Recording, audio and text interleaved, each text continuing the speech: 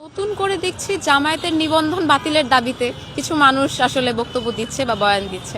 তো জামায়াত ইসলাম হচ্ছে বাংলাদেশের একটা খুবই গুরুত্বপূর্ণ এবং নির্যাতিত একটা দল আমি মনে করি, এবং বিগত ফ্যাসিস্টের আমলে কিন্তু আমরা দেখেছি শেখ হাসিনাও কিন্তু বা তার দলও কিন্তু জামায়াতের নিবন্ধন বাতিল করতে চেয়েছিল, তা কিন্তু সম্ভব হয়নি বাংলাদেশের আপামর জনগণের ভালোবাসার কারণে। তো পরবর্তীতে জামায়াতের যে সকল কার্যক্রম বা বাংলাদেশ মানুষের জামায়াতের প্রতি যে একটা আস্থা, সেই আস্থার উপর ভিত্তি করে কিন্তু এখনও বাংলাদেশের জামায়াত টিকে আছে। তারপরে যদি ফ্যাসিস্টের পতনের পরও জামায়াতকে রাজাকারের ট্যাগ দিয়ে, বিভিন্ন ভুলভাল ট্যাগ দিয়ে যদি কেউ নতুন করে জামায়াতের নিবন্ধন বাতিল করতে চায়, যেটা ফ্যাসিস্টের আমলেও সম্ভব হয়নি, তো আমি মনে করি এটা আসলে ফ্যাসিস্টেরই আরেকটা বয়ান। এবং তন্নি যেই মহিলা, উনি একজন কাপড় বিক্রেতা মূলত। তো আমি বুঝি না, যার কিনা বিগত সময়ে কোনো সচেতনতা ক্রিয়েট হয়নি, যার কিনা জুলাই আন্দোলনের মতো এত গুরুত্বপূর্ণ একটা জায়গায় সে সচেতন হতে পারেনি, তার হঠাৎ করে এই জামায়াত রাজাকার, জামায়াত বাংলাদেশে থাকতে পারবে না বা নিবন্ধন বাতিল করতে হবে, বা বাংলাদেশের নারীদের হয়ে এত সচেতনতা তার মধ্যে 1-2 দিনে কিভাবে এসে পড়লো। আমি তাকে প্রশ্ন করতে চাই যে জুলাই আন্দোলনের সময় বা বিগত ফ্যাসিস্টের আমলে যখন জামায়াতের নেতাকর্মীদেরকে যখন শাপলা চত্বরে হত্যা চালিয়ে পিলখানা বিডিআর হত্যাকাণ্ড সহ যখন নারী কিংবা বাংলাদেশের আপামর জনগণের উপর নির্যাতন করা হলো, তখন আপনার এই সচেতনতা কোথায় ছিল? তখন কি আপনি জন্ম নেননি? আর আপনি যদি তখন জন্ম না নিয়ে থাকেন, তাহলে 2 দিনের পৃথিবীতে এসে আপনার এরকম অন্য একটা দলের নিবন্ধন বাতিল চাওয়ার কোনো অধিকারই নেই, এটা আমি বলতে চাই। আর তন্নির মতো, যিনি কিনা একজন কাপড় ব্যবসায়ী, কেবলমাত্র একজনের মতামতের ভিত্তিতে আসলে জামায়াতের কিছুই আসে যাবে আমি এটা মনে করি না।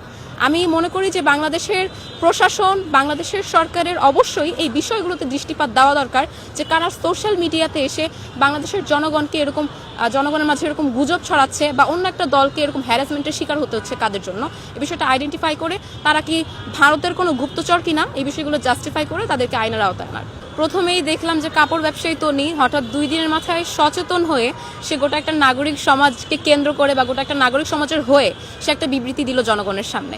পরবর্তীতে যখন তাকে সমর্থন করার মতো কোনো একটা লোকও খুঁজে পাওয়া গেল না, সে তখন বলছে এটা নাকি তার বক্তব্য না, নীলা ইসরাফিলের বক্তব্য। তো এটা কি কোনো ছেলে খেলা? রাজনীতি কি কোনো ছেলে খেলা? বা তার মাথায় কি এতটুকু সেন্স নেই? সে কি এতটুকু বড় হয়নি যে তাকে কেউ একটা কোনো বক্তব্য পাঠ করতে বলে দিল আর সে নতুন বাংলাদেশে এসে কোনো একটা বক্তব্য পাঠ করে ফেললো? এটা কি এত ইজি? এগুলো জনগণের সামনে আসলে মূলা ঝুলিয়ে দেওয়ার মতো একটা অবস্থা আমি মনে করি।